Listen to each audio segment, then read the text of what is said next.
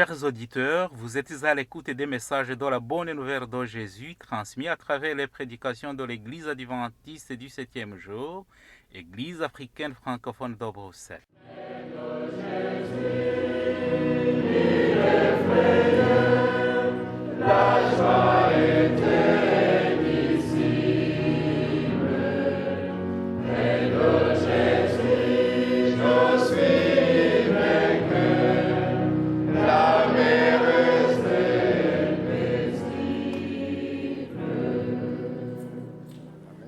C'est ainsi qu'a commencé la bonne nouvelle de Jésus-Christ, le Fils de Dieu.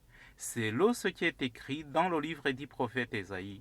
J'enverrai mon messager devant toi, il te préparera le chemin. On entend la voix de quelqu'un qui crie dans le désert. Préparez le chemin pour le Seigneur, faites-lui des sentiers droits. Marc chapitre 1, verset 1 à 3. Itangiro ry'ubutumwa bwiza bwa Yesu Kristo, umwana w'Imana. Nk'uko byanditswe n'umuhanuzi Yesaya, ngo nuko ndenda gutuma integuza yanjye mbere yawe, izatunganya inzira yawe. Ijwi ry'urangurira mu butayu, ati nimutunganye inzira z'Uwiteka, mugorore inzira ze. Mariko igice cya mbere, umurongo wa mbere kugeza ku wa gatatu.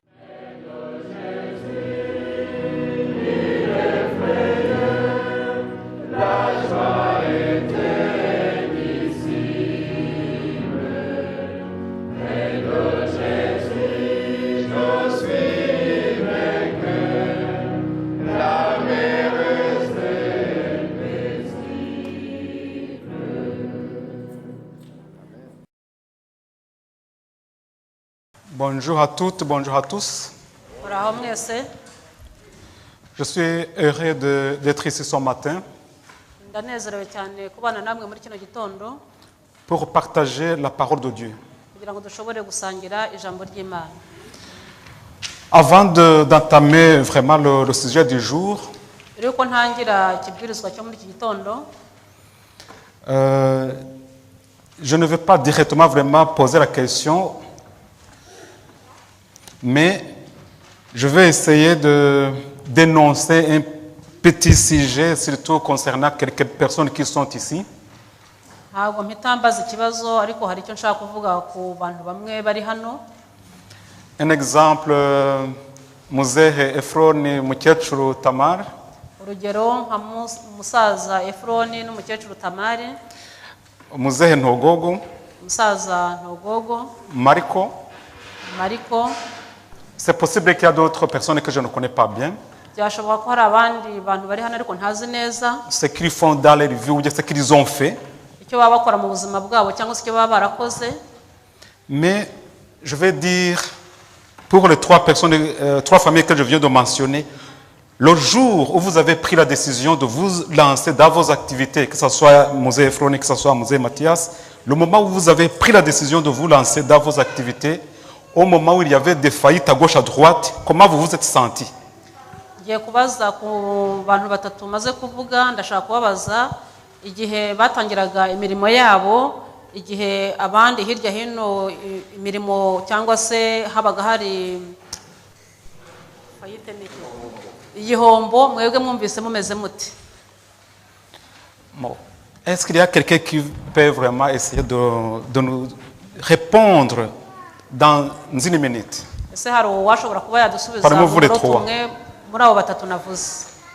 Twatangiye turi batoya Nous avons commencé petit, dutangira dukora mu byerekeye ubucuruzi nous avons commencé par un petit commerce, ariko twabitangiye tugeze mais nous étions très joyeux de commencer ce travail. ibihombo ko bibaho Nous, on n'a pas senti même ce faillite. kuko akazi kararyoheye ukabonye uragakora. Et quand on trouve un travail, on est heureux, on est content de faire ce qu'on doit faire. Franchement, je dirais Amen, parce que si vous découvrez ce qu'on va partager avec vous ce matin, on peut tout simplement être heureux de la réponse que nous venons de recevoir. Navuga ngo amina kuko nshimishwa n'igisubizo mutanze kuko kijya mu mujyi umwe nicyo turi buganire. Mousse Ntogogo, est-ce que vous allez aborder dans le même sens ou... Ndabaza muzehe niba Mathias niba yabagira icyo avuga kuri ibyo.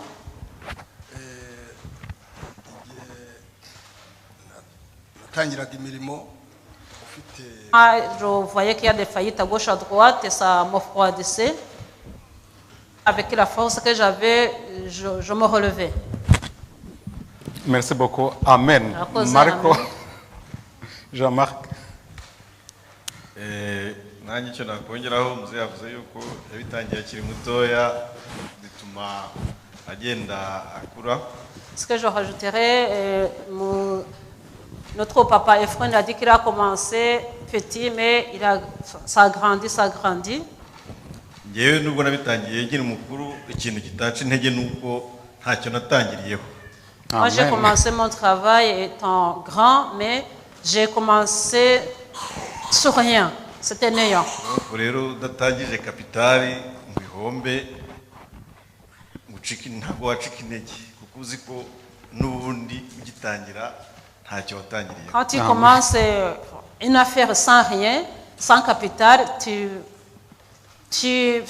n'es pas trop affaibli, ou tu n'es pas, parce que tu sais que tu n'as rien mis comme capital. Amen. Amen.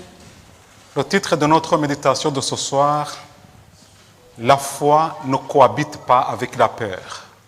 Umutwe w'icyigisho tugiye kurebera hamwe muri kino gitondo ravuga ngo ukwizera ntikubangikana n'ubwoba.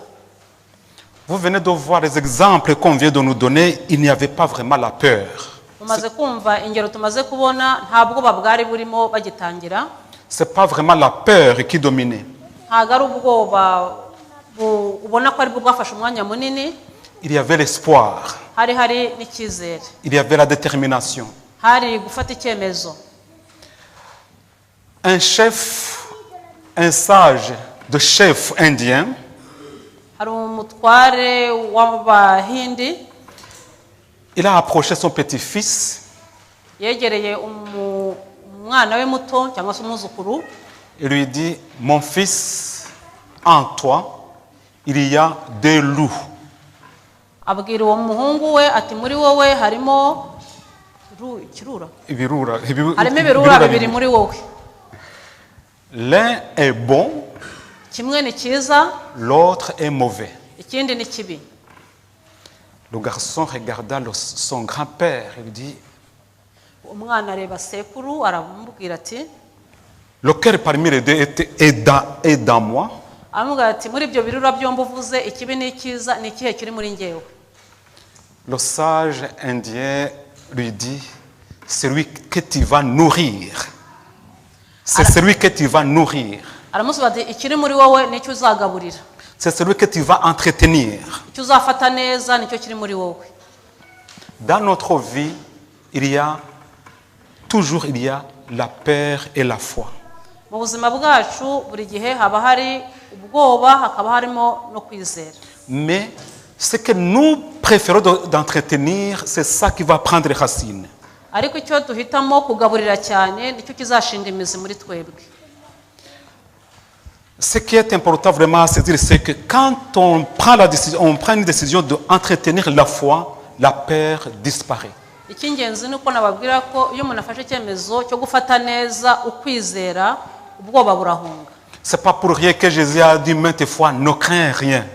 Ntabwo ari iby'ubusa ko Yesu yagiye abwira abantu inshuro nyinshi ati ntimutinye. Parce que Jésus connaissait bien les dégâts qui peuvent être occasionnés par la peur. Yesu yari azi neza ibyago n'ingorane zishobora guterwa no kugira ubwoba. Nous allons prendre un exemple que nous trouvons dans le livre de Nombre 13. Tugiye gufata urugero tubonera mu gitabo cyo kubara igice cya 13. Dans ce chapitre, Nombre chapitre 13, Muri icyo gice cya 13 cyo kubara les enfants d'Israël ont déjà quitté l'Égypte. abana b'Isirayeli bari baramaze kuva mu gihugu cya Egiputa. Ils sont déjà dans le désert. Bari bageze mu butayu. C'est le moment où ils avaient vraiment connu beaucoup d'expériences. Ahantu bari bafite ibintu byinshi babonye mu buzima bwabo. Ils avaient vu beaucoup de miracles qu'ils n'avaient jamais vus dans leur vie. Bari barabonye ibitangaza byinshi batigeze babona mu buzima bwabo. Quand ils sont là dans le désert, igihe bari bari aho ngaho muri ubwo butayu, Moïse va convoquer 12 personnes. Mose ahamagaza abantu 12. Chaque tribu devrait donner un représentant. Buri nzu yagombaga gutanga uyihagarariye. Ici, c'est vraiment intéressant, c'était vraiment la démocratie. Ahangaha ikintu gishimishije nuko hari hariho ubwisanzure. Parce que dans cette tribu, il y a peut-être ce qui pouvait dire, nous, on a besoin d'avoir 2 représentants parce que nous sommes nombreux. Ndashaka imezo muri buri nzu bashobora kuvuga bati twebwe turashaka gutanga abantu 2 kubera ko turi benshi. Mais aucun commentaire. Ils ont accepté chaque tribu un représentant. Ariko barabyemeye ntacyo bongeyeho, buri nzu yatanze umuntu umwe. Moïse va donner à ces 12 représentants une mission. Mose aha abo 12 ubutumwa cyangwa se inshingano. Il dit, il faut aller dans le pays que l'Éternel nous a promis pour le regarder et l'expionner pour pouvoir revenir nous donner une conclusion. Avuga ati mwebwe 12 mugiye kujya kureba igihugu Imana yadusezeranije, mugiye kugitata murebe uko kimeze. Ce qui est intéressant à voir, c'est que les 12 personnes qui ont été envoyées, Igishishikaje n'ukura ko muri abo 12 boherejwe, ils sont partis à Canaan. baragenda bajya i Kanani, Ils ont vu la même chose, babona ibintu byose bose barabibona, mais quand de retour, ariko igihe bari bagarutse ils n'ont pas pu dire la même chose. ntago bashoboye kuvuga bimwe, ntibavuze rumwe mu kugaruka. Lisons d'abord verset 25, à partir du verset 25. Umurongo wa 25 igice cya 13 cyo kubara, aho tugiye gusoma haravuga ngo bamaze gutata igihugu bagaruka hashize iminsi 40. Ok. Voilà, ils terminent la mission. Barangije inshingano ubutumwa bahawe. 40 jours, c'est pas rien. Iminsi 40 ntabwo ari ubusa. 40 jours en dehors de leur famille. Iminsi 40 bari hanze y'imiryango yabo. C'est-à-dire, quand ils vont revenir, c'est comme s'il y a un retrouvaille, les gens seront contents de retrouver leurs membres de la famille, leurs représentants, qui reviennent avec la bonne nouvelle. Igihe bagomba kugaruka hari hariho urukumbuzi no kumva bishimiye kongera kubonana n'imiryango yabo. Ici, on nous parle de 40 jours. Hatuvuga iminsi 40, 40 jours d'observation. iminsi 40 yo kwitegereza. Ces jours-là, peut-être, on verra plus tard. C'est comment Dieu les a utilisés pour punir les gens qui étaient remplis de peur. Iyo minsi 40 turaza kureba ukuntu Imana yayikoresheje kugira ngo ihane abantu bari buzuwemo n'ubwoba. Peut-être avant d'aller plus loin, dans la prophétie, un jour égale une année. Mbere yo kujya kure twagira ngo twibukiranye ko umunsi umwe ungana n'umwaka mu buhanuzi. On va peut-être voir quelques détails après. Turaza kubirebaho. Lisons le verset 26. Turasoma umurongo wa 26. Basohoye basanga Mose na Aroni n'iteraniro ry'Abisirayeli ryose i Kadeshi mu butayu bwa Parani, bababwirana n'iteraniro ryose ibyo babonye, babereka za mbuto z'igihugu. Verset 27. Umurongo wa 27, batekerereza Mose bati, twageze mu gihugu wadutumyemo, ni ukuri koko ni icy'amata n'ubuki, ngize imbuto zacyo. Merci.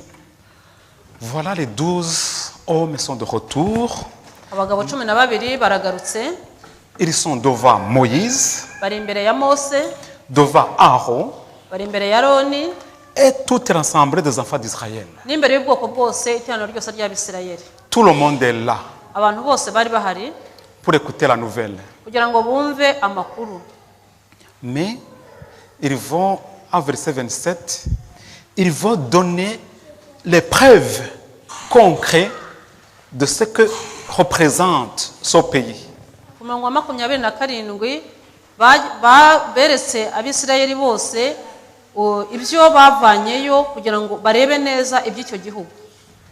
Ils sont venus avec les fruits Bazanye imbuto pour montrer combien ce pays est bon. kugira ngo babereke neza uburyo icyo gihugu cyari cyiza cyane. Mais quand on va regarder la suite, Ariko nituza kureba ibyakurikiyeho, on va se rendre compte que il n'y avait pas de preuves pour les choses qu'ils ont dit, les choses qui sont tout simplement qui ont été dites sur motivation de la peur. turaza kubona ko hari ibindi byavuzwe bihabanye n'ibi ngibi bari batanze ariko bigendanye n'ubwoba bari bafite.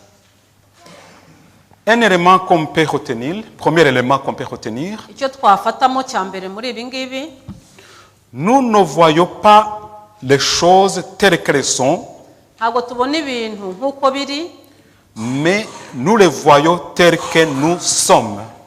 ariko tubibona nk'uko twe turi. Je répète, Ndabisubiramo, nous ne voyons pas les choses telles qu'elles sont, ntabwo tubona ibintu nk'uko biri, mais nous les voyons telles que nous sommes. ahubwo tubibona nk'uko twebwe turi. Les exemples que nous allons trouver ensemble vont nous éclairer sur cet élément-là. Ingero turaza kubonera hamwe ziraza gutuma birushaho kumvikana neza. Les 10 personnes qui étaient vraiment motivées par la peur ou bien remplies par la peur, Muri abo bantu 12 abagabo 10 bari buzuwe n'ubwoba, ils vont transformer rapidement la conversation positive en une conversation négative. bahinduye iki kiganiro cyari cyiza mu buryo bwumvikanaga bagihinduramo ikiganiro cy'amarangamutima mabi. Troisième élément, Ingingo ya gatatu, ils prennent l'histoire négative pour l'aggraver ou bien pour la dramatiser. barafata amateka mabi bakarushaho kuyagira mabi cyane, kumvikanisha ko ari mabi cyane. Ils rejettent l'encouragement et la foi des autres. Bakareka imbaraga baterwa abandi bari gutanga, bakazishyira ku ruhande, bakarangwa n'ubwoba n'amarangamutima yabo y'ubwoba. Verset 10, on va voir les détails de tous ces 4 éléments que je viens de mentionner. Verset 10 jusqu'à... Non. Verset 28 jusqu'au verset 29. Umurongo wa 28 n'uwa 29 urumvikanisha neza ibyo tumaze kuvuga. Ariko abantu bagituyemo ni abanyamaboko, kandi imidugudu yabo igoteshejwe inkike z'amabuye, kandi ni minini cyane, kandi twabonyeyo Abanaki. Abamaleki batuye mu gihugu cy'Inegebu, Abaheti n'Abayebusi n'Abamori batuye mu misozi, Abanyakanani batuye ku nyanja no mu bibaya bya Yorodani. Merci. Ici, avant, ils ont donné la preuve des fruits pour montrer que c'était vraiment agréable. Mbere bari batanze imbuto berekana uburyo gihugu ari cyiza cyane. Ils vont ajouter un petit mot mais. Ariko bongeyemo ijambo rivuga ngo ariko. Le petit mot mais, c'est ça qui commence le verset 28. Aho kajambo gatoya kavuga ngo ariko niko katangira umurongo wa 28. Tout c'était bien. Ibintu byose byari byiza. Ici, ils ajoutent le petit mot mais. Ariko ahangaha bongeraho akajambo ariko. Ce petit mot va tout changer. Aka kajambo gatoya karahindura byose. Parce que ça va démotiver, ils vont montrer pourquoi le projet de Dieu n'est pas possible. Akajambo karatuma karerekana ko umugambi w'Imana kuri bo udashoboka. Les mots que nous venons de trouver dans ces 2 versets étaient racontés par les 10 personnes. Ibi ngibi tumaze kuvuga byavuzwe n'abantu 10, byo guca abantu intege byavuzwe n'abantu 10. Caleb n'était pas content de ces paroles-là. Kalebu ntabwo yari yishimiye ayo magambo. Caleb va dire autre chose. Kalebu we aravuga ibitandukanye n'ibyo bavuze. Verset 30.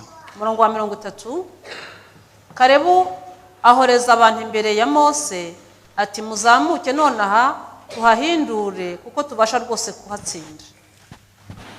Voilà, Caleb, lui, il va vraiment, dans les paroles qu'il prononce, égale vraiment la définition de la foi qui se trouve dans le livre de Hébreux 11. Aya Une magambo ferme assurance. Karebu amagambo yavuze ahuye n'amagambo tubona mu gitabo cy'Abaheburayo igice cya 11 yuzuyemo imbaraga no kwizera. Pour Caleb, nous pouvons posséder le pays maintenant. Ku bwa Karebu iki gihugu bagomba kukibona ubu ngubu. Pour Caleb, il n'y avait pas vraiment de doute. Kuri Karebu nta gushidikanya kwari guhari. On peut avoir le pays maintenant. Bashobora kubona iki gihugu uyu mwanya. Le problème, c'est le verset 31, les 10 qui vont répondre à Caleb.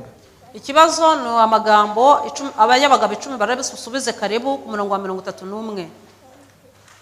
Aravuga ngo maze abantu bari bajyanye nawe baravuga bati titwabasha kuzamuka ngo turwanye abo bantu kuko baturusha amaboko. Voilà les 10 hommes. Ils vont dire, nous ne pouvons pas. Abagabo 10 muri bo bati twebwe ntabwo twabishobora ntibishoboka. Ils ne songent même pas du moment quand il y aura la possibilité d'y aller.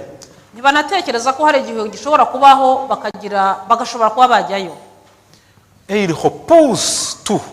Byose babishyira ku ruhande batwe ntibishoboka.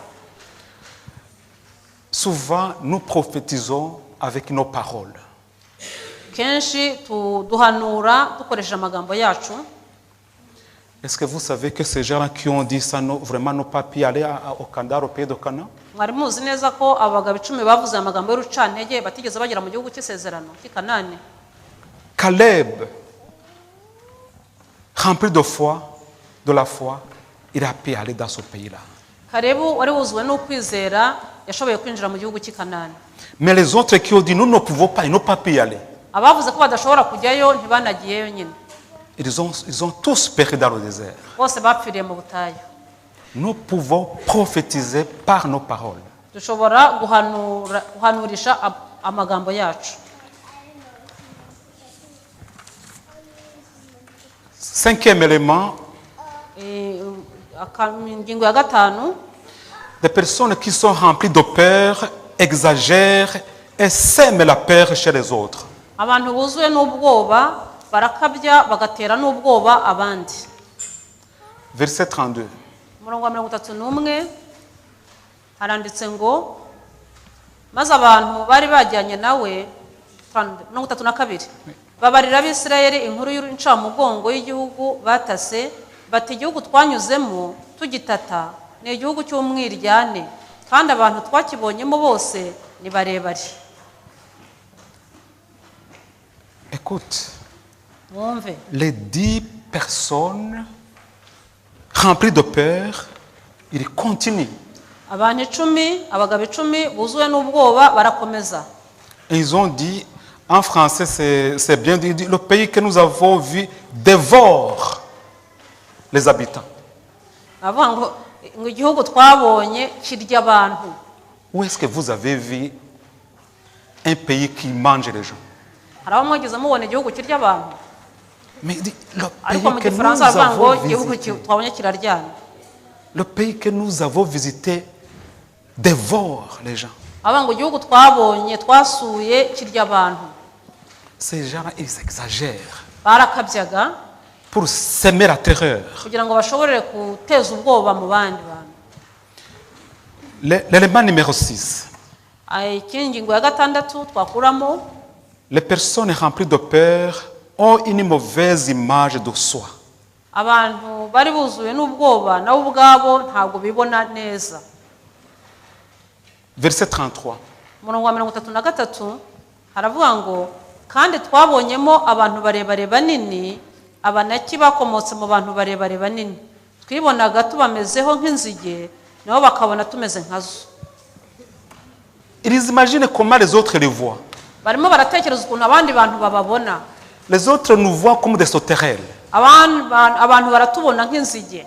Mais nous, quand nous les voyons, ce sont des géants. Twebwe iyo twababona tukabona ari abantu b'ibihangange. Où est-ce que vous avez vu un pays de géants seulement? Nihe twigeze tubona igihugu gituwemo n'ibihangange gusa? Peut-être il y a des géants de haute taille, des géants, je ne sais pas, d'une taille moyenne, ou bien des géants, je ne sais pas si je dirais, des géants qui sont petits. Mais ici, il dit, c'est rempli de tout simplement les géants. Ubusanzwe igihugu kiba kirimo abantu b'ibihangange banini barebare cyangwa se bafite batoya, ariko aho baravuze ngo ni igihugu cyuzuyemo n'abantu b'ibihangange gusa. Rappelez-vous que ces paroles, ils sont en train d'adresser ces paroles à toute l'assemblée d'Israël. Twibuke neza ko aya magambo bari kuyabwira ubwoko bwose iteraniro ryose ry'Abisirayeli. Élément numéro 7.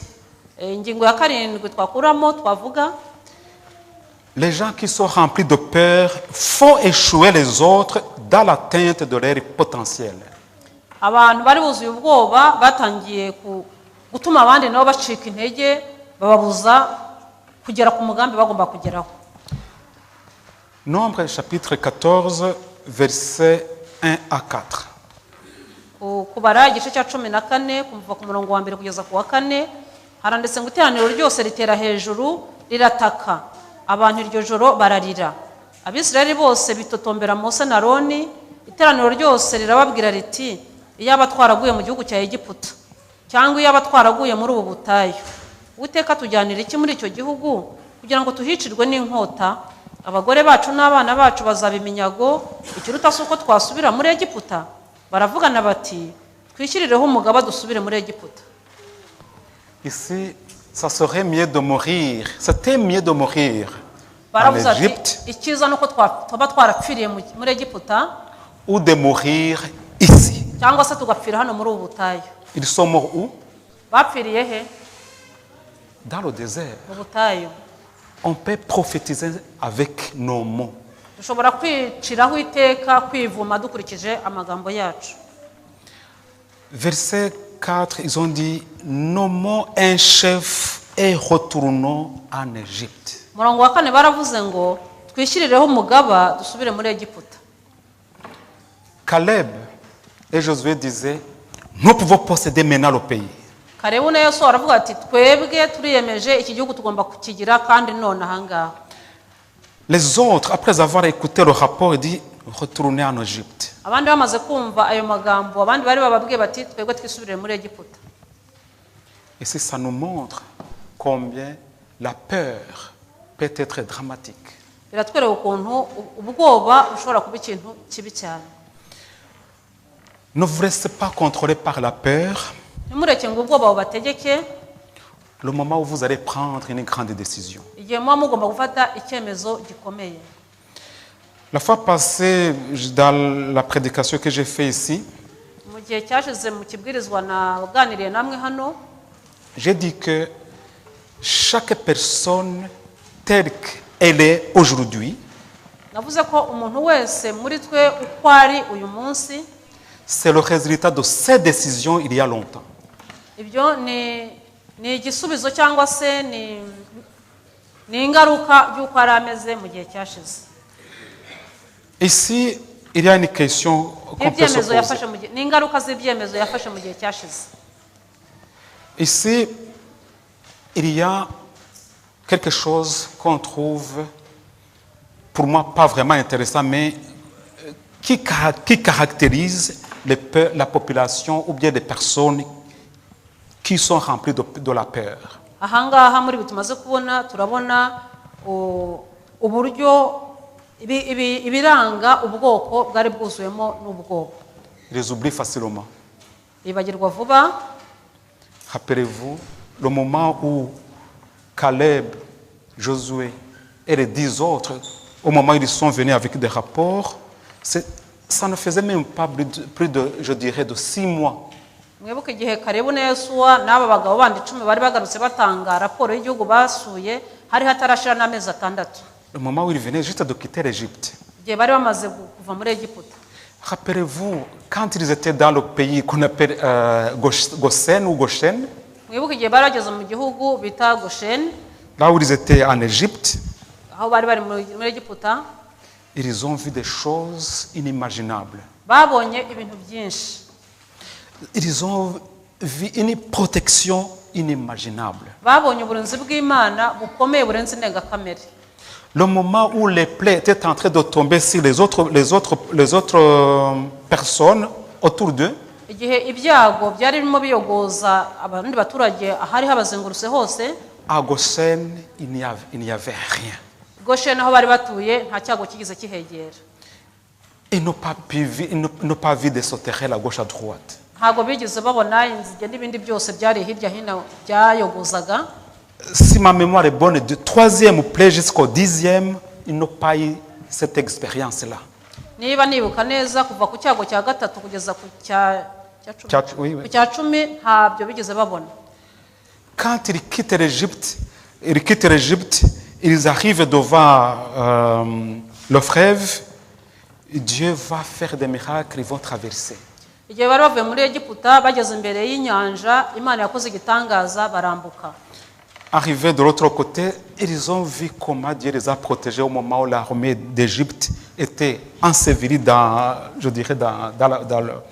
le fleuve. Igihe bari bageze hakurya biboneye n'amaso yabo uburyo ingabo z'Abanyegiputa zari zibakurikiye baguye bose bahambwe muri ayo mazi. Pour un petit moment, ils chantent, Akanya gatoya bararirimba, mais ils ont oublié. ariko ibyo byose bari babyibagiwe. Quand on est contrôlé par la peur, on oublie vite. Iyo umuntu ayobowe n'ubwoba yibagirwa vuba. Les gens qui sont contrôlés par la peur, ils sont contentés par le présent. Ils restent dans la zone de confort. Abantu bayobowe n'ubwoba basigara mu kantu gatoya bakwita ko ari akantu k'uburinzi ariko gatoya. Dans le désert, c'était bon pour eux. Mu butayu kuri bo babonaga ari heza. Ils ont resté là, ils se sont sentis vraiment confortables Bagumye aho ngaho ko bumvaga baguwe neza dans le temps. muri icyo gihe. Jusqu'au moment où Dieu va dire, jusqu'au moment où ce peuple-là qui ont prophétisé, ça serait mieux qu'on meure ici. Tous vont mourir. Kugeza igihe ubwo bwoko abantu bavuze ngo bahitamo gupfira mu butayu aho ngaho kugeza igihe bapfiriye. Jusqu'au moment où cette génération, cette première génération, Kugeza igihe urwo rubyaro rw'icyo gihe soit complètement terminée. bapfiye bose bashira mu butayu. Après la nouvelle génération conduite par Caleb et Nyuma Josué, yaho abakurikiyeho bari bayobowe na Kalebu na Yosuwa, cette nouvelle génération va arriver dans le pays promis. abo ngabo bavukiye aho ngaho nibo bageze mu gihugu cy'i Kanani cy'isezerano. Qu'est-ce que nous pouvons retenir? Ni iki twakwigiraho? La peur, c'est quelque chose qui peut nous amener vraiment dans une destination non souhaitable. Ubwoba ni ikintu gishobora kutugeza ahantu tutakagombye kwifuza. Là, au mois de juin, Mu kwezi kwa Cette année. gatandatu uyu mwaka j'ai eu quelques difficultés. hari ingorane nanyuzemo, J'ai commencé à avoir peur. ntangira kumva mfite ubwoba. J'ai dit, comment je vais m'en sortir? Ntangira kwibaza nti ibi bintu nzabisohokamo nte. Après une semaine, Nyuma y'icyumweru c'était la période où on étudiait la leçon concernant le Saint-Esprit. ni igihe twari turi kwiga icyigisho cyarebanaga n'iby'umwuka wera. Je retombe dans le livre de Galates 5, verset 22. Naguye ku gitabo cy'Abagalatiya mu gice cya 5 umurongo wa 22, Là où on parle du fruit du Saint-Esprit. aho bavuga imbuto z'umwuka wera. Quand j'ai relu ce fruit, ce n'est pas les fruits, c'est un fruit. Igihe nasomaga ibyerekeranye n'urwo rubuto rw'umwuka wera, On a parlé de la paix. bavugamo amahoro, On a parlé de la foi. bavugamo ukwizera, On parle des autres éléments que je ne veux pas mentionner maintenant. harimo n'ibindi bavuga ntashaka kuvuga ubu ngubu. Mais à ce moment-là où j'étais tétanisé avec la peur, Muri icyo gihe narumvaga mazwe cyane n'ubwoba. je me suis senti vraiment démotivé de ma situation d'un chrétien. numvise ndambiwe n'icyo gihe nari ndimo ku muntu w'umukristo numvaga ncitse intege numva icyo gihe ndakirambiwe. Qu'est-ce que j'ai constaté dans ce verset-là? Niki nabonye muri icyo gice muri uwo murongo nari nsomye? J'ai vu que je suis un ancien de l'Église nabonyemo ko ndi umukuru w'itorero qui n'a pas le Saint-Esprit ntafite umwuka wera, parce que j'avais peur, kubera ko nari mfite ubwoba, parce que ça m'a montré que je n'avais pas assez de foi. byamweretse ko ntari mfite ukwizera guhagije. Après, j'ai pris vraiment la décision d'oublier la peur. Nafashe icyemezo cyo kwibagirwa ubwoba. Je dis, c'est vrai, je traverse des moments difficiles, mais ce n'est pas une raison d'avoir peur. Ndavuga nibyo koko ndi kunyura mu bintu bigoye bikomeye, ariko ntabwo ari impamvu yo kugira ubwoba. Je dis, je suis un enfant de Dieu. Ndi umwana w'Imana. Dieu nous a promis tous un cadeau. Imana twese yatugeneye impano. Le seul cadeau que nous tous nous pouvons avoir, c'est le cadeau du Saint-Esprit. Impano buri wese agomba guhabwa, ashobora guhabwa ni impano y'umwuka wera. Quand on a ce cadeau du Saint-Esprit, on n'a pas peur. Igihe umuntu afite iyo mpano y'umwuka wera ntashobora kugira ubwoba. Parce que notre Père Céleste est capable de résoudre les situations que nous traversons. Ko papa wacu wo mu ijuru ashoboye gukemura ibibazo byose duhura nabyo.